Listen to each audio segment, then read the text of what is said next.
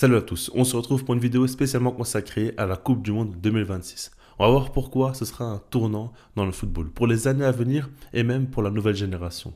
Mais avant de parler des jeunes joueurs, du présent et même pour l'avenir, il faut parler de l'ancienne génération. Et là, je fais référence évidemment à Léo Messi et à Cristiano Ronaldo qui vont normalement, et je dis bien normalement, jouer leur dernière Coupe du Monde. Alors, ça devait déjà être le cas en 2022. Au final, ils sont toujours présents, ils sont toujours aussi ambitieux. Et donc, ça fait qu'on ne sait jamais vraiment si c'est bon, s'ils vont véritablement arrêter un jour ou pas. Mais ce qu'il faut se dire, c'est qu'en 2030, Messi aura 43 ans, Ronaldo aura 45 ans. Si il joue encore un mondial à cet âge-là, je ne sais même plus ce qu'on peut faire pour les arrêter. Donc personnellement, je n'y crois pas. Et déjà en 2026, Messi aura 39 ans, Ronaldo, lui, aura 41 ans. C'est déjà des âges qui sont très très avancés. Et puis quand tu regardes, ils ont déjà fait évidemment tellement de choses dans leur carrière qu'ils devraient s'arrêter au bout d'un moment et profiter de leur vie tout simplement. Mais par rapport à ça, ce qui est intéressant, c'est que du côté de Messi, si jamais il remporte la Coupe du Monde 2026, ce sera sa deuxième de suite. Beaucoup disent déjà que le débat du GOAT n'existe plus et que c'est bel et bien Messi qui est le plus grand joueur de tous les temps. Alors imaginez s'il remporte encore une autre Coupe du Monde en étant encore une fois un joueur important.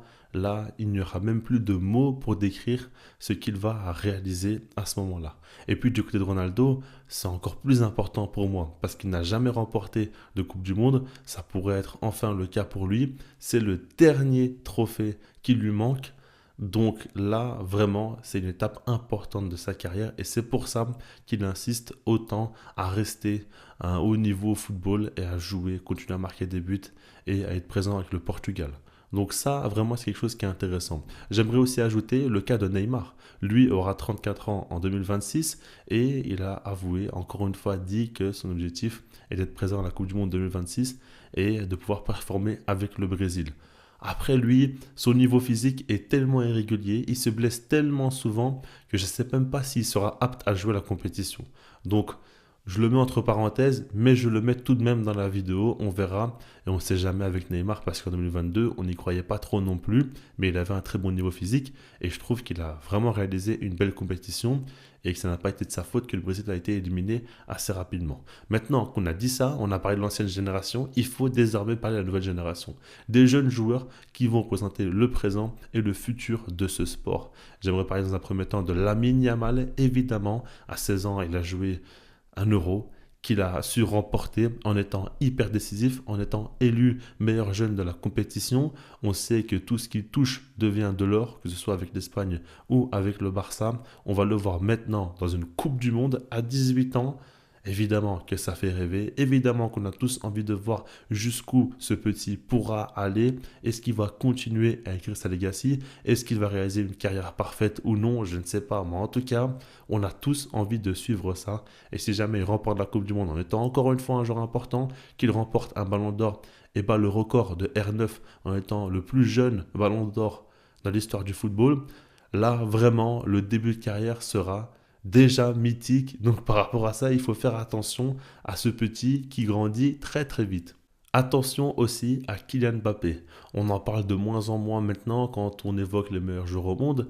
Mais attention, si jamais lui aussi remporte cette Coupe du Monde, ça peut être un tournant dans sa carrière encore une fois. Ce sera sa deuxième Coupe du Monde. Et puis on dit souvent qu'il a accumulé du retard parce qu'à 26 ans, il n'a pas encore remporté de Ligue des Champions, il n'a pas encore remporté de Ballon d'Or. Et c'est vrai que par rapport à ses objectifs fixés en début de carrière, là aujourd'hui, on commence un petit peu à descendre bien plus bas. Et aujourd'hui, on ne compare plus du tout à Messi et à Ronaldo. Maintenant, ce qu'il faut se dire, c'est que là, deux Coupes du Monde, déjà à 27 ans, ce serait fou. Ce serait vraiment un exploit, on peut se le dire. Et donc, par rapport à ça, il peut espérer. Surtout qu'avec la France, il y a vraiment moyen d'être compétitif. Ils ont une génération dingue, encore une fois, avec un joueur comme Dembélé aussi, qui a totalement relancé sa carrière. D'ailleurs, imaginez que Dembélé, par exemple, gagne le Ballon d'Or après une saison folle du PSG. Ensuite, il gagne la Coupe du Monde en étant encore un joueur important. Lui aussi, il pourrait vraiment faire quelque chose. En tout cas, par rapport à ça, vous comprenez que Mbappé a une grosse carte à jouer. Du côté du Brésil, attention, il y a Rafinha qui a relancé sa carrière et qui aujourd'hui fait partie des meilleurs joueurs au monde. On le voit avec le Barça. Imaginez qu'il arrive aussi à faire une grande compétition avec le Brésil dans un mondial, attention, attention, attention. Il pourrait vite devenir la nouvelle tête d'affiche de ce sport. Et puis, Vinicius aussi. On en parle moins peut-être en ce moment, mais ça reste un joueur qui est très en avance, qui a déjà gagné avec des champions, qui était pas loin du tout de remporter un ballon d'or. Là, encore une fois, il pourrait s'en rapprocher. Ce que je veux dire par là, c'est que, bon, j'ai pas mentionné tout le monde, mais dans l'idée, je veux surtout dire que Messi et Ronaldo, c'est la fin.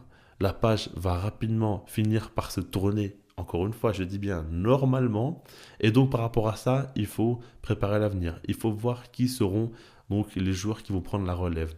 Encore une fois, ce qui est important et ce que je dis toujours, c'est que je ne dis pas qu'il y a des joueurs qui vont prendre la relève de Messi et Ronaldo, qui vont accomplir la même carrière, qui vont remporter 1,5 million ballons d'or ou quoi. Non, je dis simplement qu'il y a quand même des joueurs qui vont dominer leur propre génération. Et donc c'est ça qu'il faut observer dans un premier temps. Après, si d'un point de vue historique, ils arrivent à se hisser dans le débat du GOAT, là c'est autre chose, mais je ne pense pas forcément que ce soit quelque chose qui va arriver. C'est quelque chose quand même qui arrive très rarement dans le football d'avoir des légendes qui vont aussi haut, qui gagnent beaucoup de ballons d'or et qui dominent leur génération en étant hyper réguliers.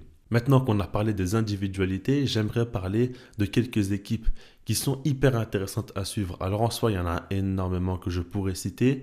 Là, j'en ai choisi trois avec trois histoires que je trouve intéressantes. Déjà, la première, c'est l'Espagne. Évidemment, ils ont remporté l'Euro 2024, donc ils vont arriver en étant les favoris de cette compétition, avec l'Argentine aussi, avec la France. Ils ne sont pas les seuls, mais en tout cas, ils font partie des gros prétendants pour remporter le titre. Et par rapport à ça, ce qui est intéressant, c'est qu'ils peuvent potentiellement reproduire ce qu'ils ont fait en 2008, 2010 et 2012 parce qu'ils avaient remporté l'Euro et ensuite la Coupe du Monde et l'Euro. Quand on regarde à l'heure actuelle, ils ont une génération très talentueuse, très jeune et potentiellement, ils pourraient eux aussi mettre en place une dynastie. Ce sera vraiment intéressant à suivre par rapport à ça. Et puis, il y a des joueurs vraiment très, très intéressants dans cette équipe. Il y a un collectif qui fonctionne très bien. Ils sont dangereux. Ils sont capables d'aller très, très haut. On le sait, on l'a vu à l'Euro, leur niveau. Ils sont complètement relancés à l'heure actuelle. Et puis même, je trouve que de manière générale, le football espagnol reprend énormément de puissance. On le voit avec la Liga, le championnat espagnol qui va de mieux en mieux avec le Real Madrid qui est toujours aussi fort, ça on le sait avec des champions, souvent ils remportent les compétitions, l'Atlético Madrid qui revient de mieux en mieux, et puis le Barça surtout qui revient en grande forme enfin après tant d'années où ils étaient en crise. Et donc par rapport à ça, ce qu'on peut se dire c'est que le football espagnol prend vraiment un nouveau tournant où enfin ils reviennent au plus haut niveau. Si jamais leur équipe nationale aussi domine le football de compétition, donc de sélection, ça peut être très très important pour la suite de ce sport, tout simplement. Et puis j'aimerais aussi mentionner le Brésil, le pays du football, qui va très mal depuis de longues années, où ils sont toujours décevants. Que ce soit en Copa América ou en Coupe du Monde, les résultats ne sont pas ceux qu'on devrait espérer de leur part. Et puis dans la production, on voit une équipe quand même très, voire trop fébrile. Et aujourd'hui, je pense qu'ils peuvent enfin rétablir cela. Alors, ce qui est intéressant, c'est que pour une fois, ils ne seront pas du tout dans les favoris. Ils font partie des outsiders. Et ça, c'est un nouveau statut pour le Brésil. Peut-être que ça leur fera du bien. Parce qu'ils avaient tellement de pression sur eux, tellement d'attentes, qu'ils n'arrivaient pas à répondre à tout cela. Aujourd'hui, ce n'est plus le cas. Il y aura moins de pression. Et donc peut-être qu'ils vont plus se libérer. J'ai mentionné Rafinha, qui est un joueur aujourd'hui qui va beaucoup, beaucoup, beaucoup mieux qu'auparavant. D'ailleurs, il a désormais une place importante avec le Brésil. On le voit, il tire les pénaltys. C'est un joueur qui fait quand même la différence désormais avec son pays. Et puis, si on regarde à côté, pour une fois, je trouve qu'ils sont solides défensivement. Déjà, c'est caractérisé par Alisson Becker qui va beaucoup mieux avec Liverpool.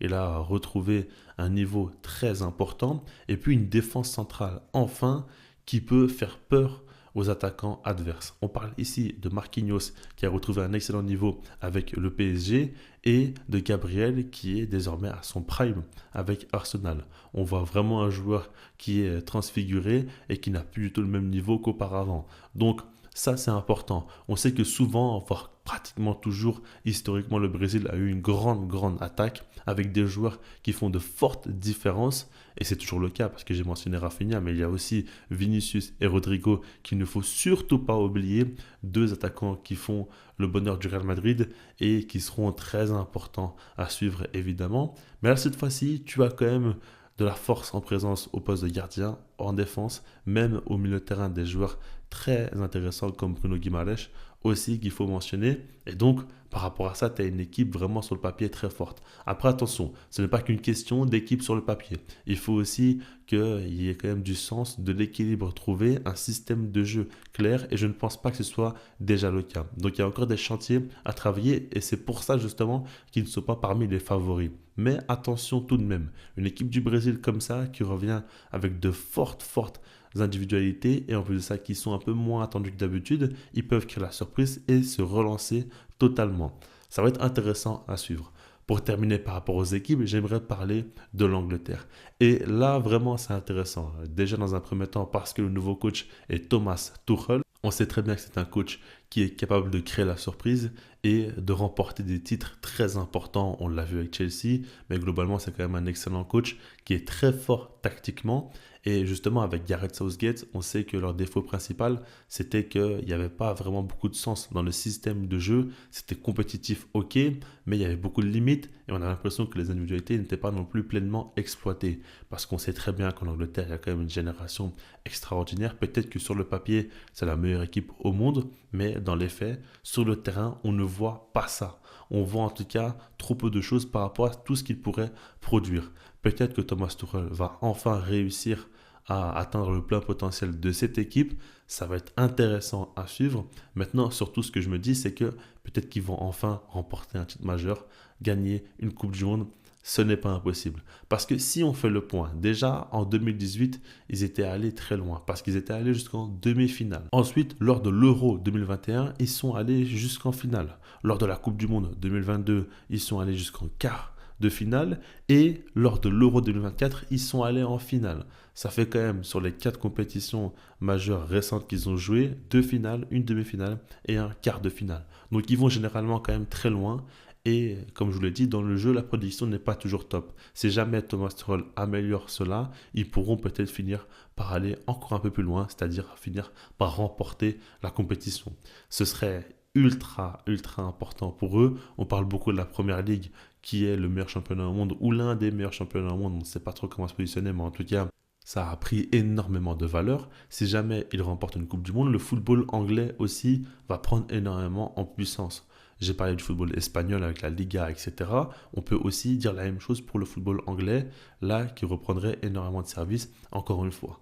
Ça, vraiment, c'est des points qui sont cruciaux pour la suite de ce sport. Est-ce que le football va se pencher du côté de l'Espagne ou plutôt de l'Angleterre, voire du Brésil, de l'Argentine, etc.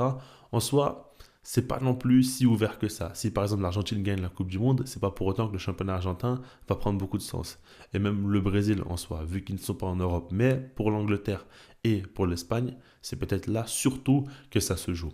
Par rapport à tout ça, vous avez compris que la Coupe du Monde sera un tournant important et que ce soit d'un point de vue individuel, les joueurs seront à suivre. On pourra voir quelles seront les nouvelles têtes d'affiche ou si les anciens du style Messi et Ronaldo vont encore faire des folies et continuer à écrire leur propre histoire, ce qui serait complètement dingue, mais rien n'est impossible avec eux. Et puis au niveau des équipes, on pourrait enfin avoir de nouveaux chapitres, de nouvelles histoires à raconter.